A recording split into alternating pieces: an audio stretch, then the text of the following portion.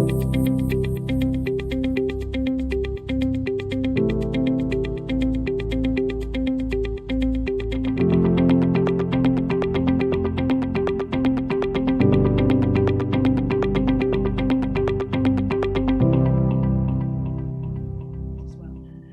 Chandni Joshi is a founder of Homenet South Asia and currently on the board of trustees.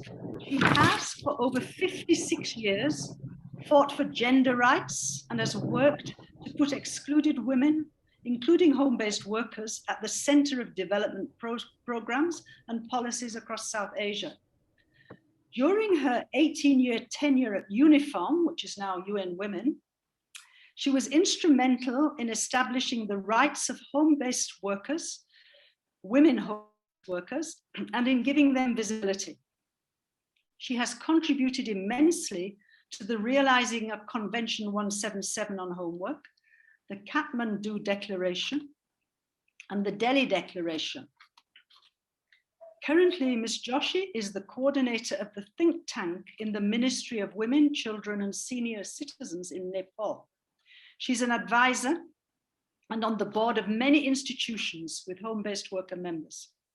She's been awarded the Lifetime Achievement Award by the President of Nepal.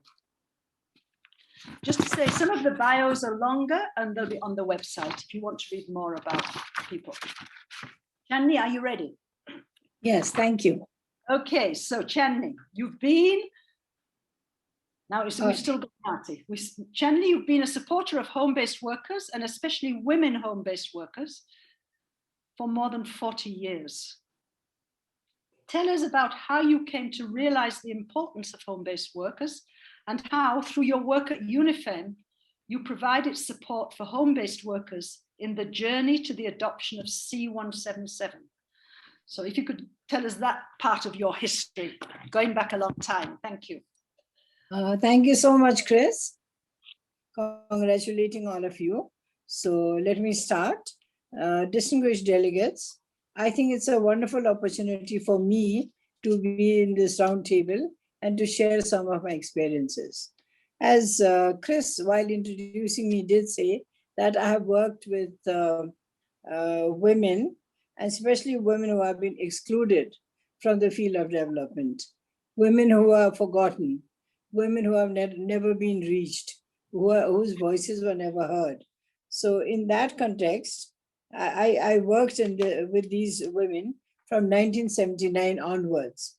This was while Ilaben was talking, I was just thinking, in 1995, I got a call from Ilaben from Ahmedabad, and she said, Chandni, I need the UN's help to take more women to Geneva to lobby and for them to see women and to voice their concerns. So 1995 was a year of zero budget for UNIFEM.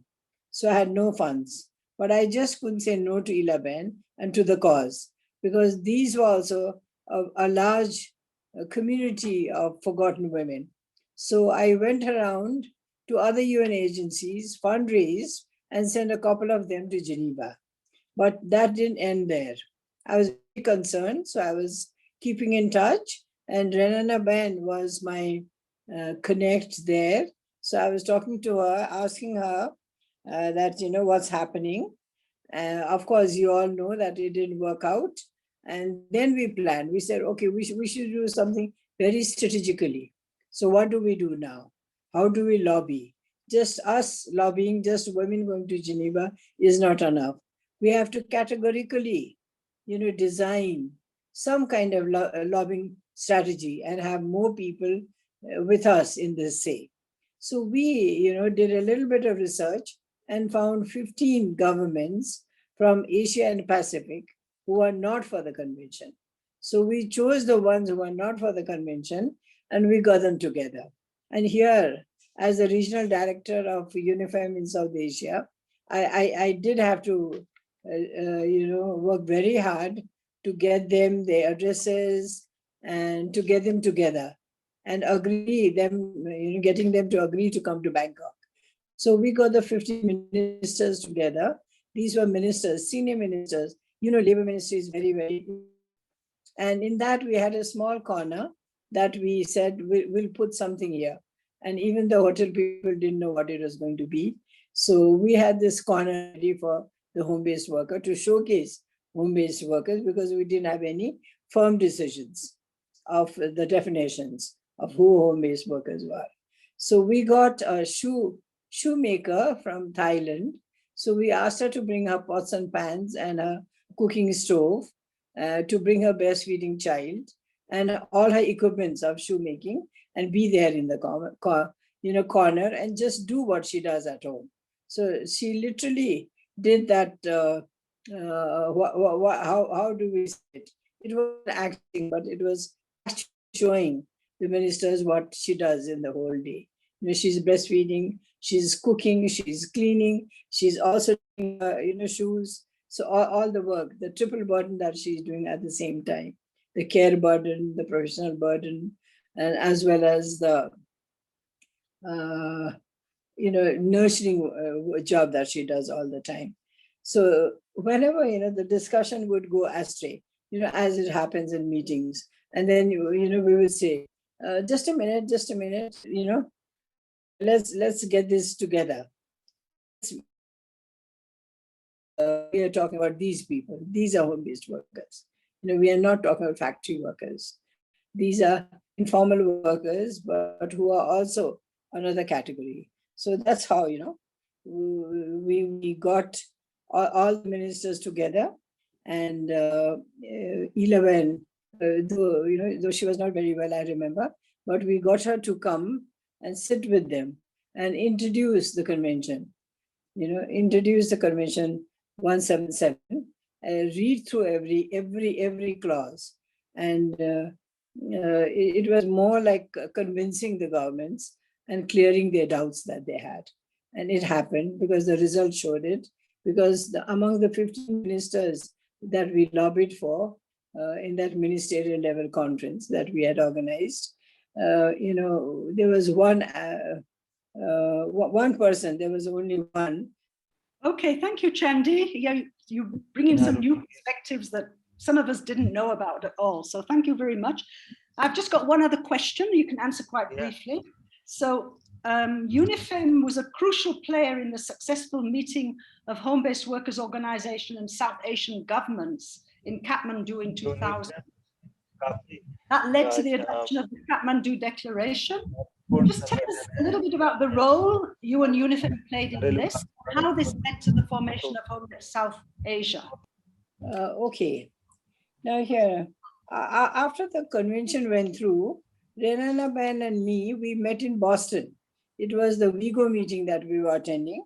And we sat over a coffee and we were talking about what is going to be our next step, because we'll have to do something together. And we decided to join hands. And I remember calling my boss from New York, UNIFEM, and asking her to join us, and she did. That was Kezangji. She joined us, and we got her commitment also that UNIFEM would help what Seva was trying to do, in terms of the whole process. And we realized that three things were very important. One was, as Marty Ben was talking about, counting, mapping. How many are there in South Asia? How many people are we really talking about? That it was very crucial to know.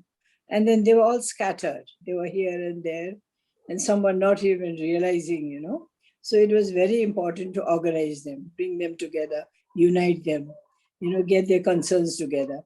And the third was networking. Like they were doing in India, the other home-based workers in Pakistan also needed to do, to know about them. And so learning, a lot of peer learning, peer sharing happened in that, that we had planned for. And it did happen later. So with this in mind, we said that to get this rolling, we need to get the key players together. They'll have to come together and they'll have to talk to each other, plan together. And it has to be a win-win situation. And the ownership has to be with them. So UNIFEM as a UN body and working in South Asia, having name there, it was easy for me to convince the ministers, the government people, So I said, okay, I'll take charge of that. I'll do the, organize the inauguration, and I'll get the media together. I'll arrange for the press conference. I'll do the media together. And Marty Ben took the responsibility of the research part, and Seva took the responsibilities of getting women together from India. And, I brought women from the other countries of South Asia. So we had researchers, we had women's movement, gender advocates, a women's group, home-based workers, the secretaries, the senior secretaries of the Ministry of Labor. It was very crucial for them to get involved and do the writing. That document had to belong to them. If UNIFEM did it, it becomes a UN paper. And if Seva does it, it becomes an NGO paper. So it was very important, crucial, that it becomes our Kathmandu Declaration. So that's the strategy we arranged. And it was very successful. And we didn't choose a 5-star hotel to do it. We chose a very nominal 3-star hotel where, it wasn't that, they are here in a 5-star hotel having buffets. So in a very different tone. And we got all our home-based workers there, and many of the pioneers who are there. Of course, Bharti is there. I remember Marilyn was there. Ratna was there. And Srishti was there. So was Samina from Pakistan was there. So many of the friends, that we work with at the moment, they were all there. And we came out, and that 2 days was really something, because it was very important for us, very strategic for us to get SARC involved, because SARC was responsible, a regional body, and we couldn't let SARC just go by. So we contacted, I remember going and meeting the SARC Secretary General many a times. He was a Sri Lankan, Mr. Rodeo, and he was very, very positive. And he said, I'll come myself, I'll send my directors. And he did, he kept his word. And they sat through. And senior government servants, I remember, going to Pakistan and meeting the Minister of Labor and asking him that, the senior secretary should come.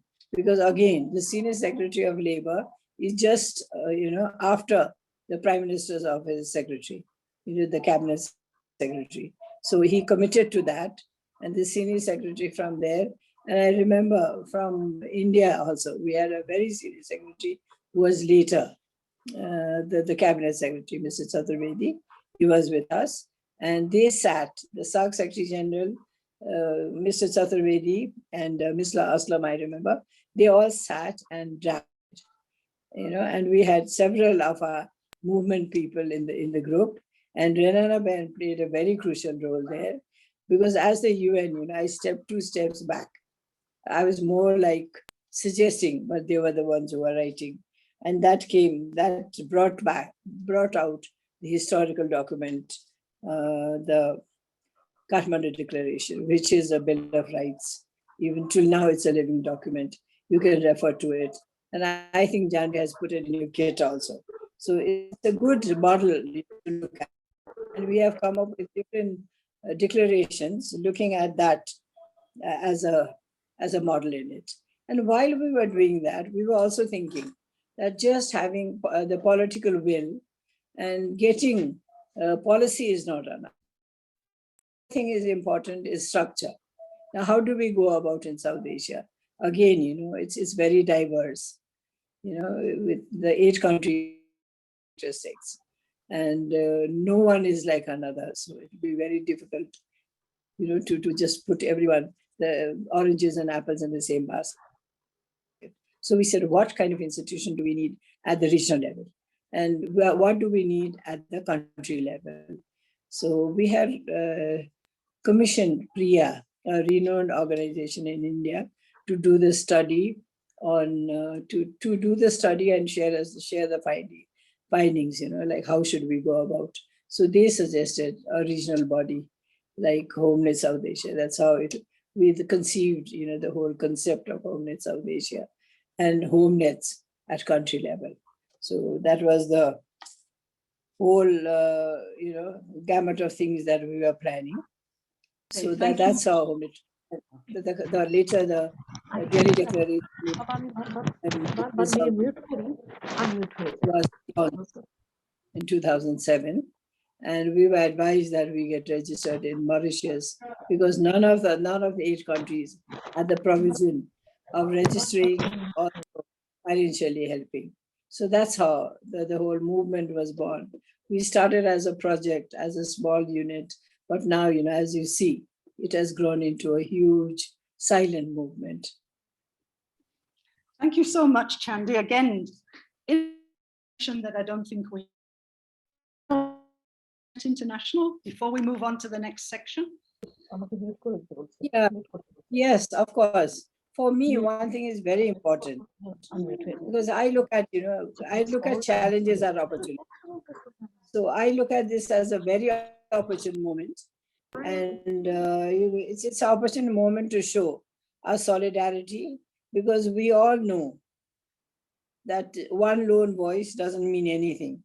We have tried, it didn't work.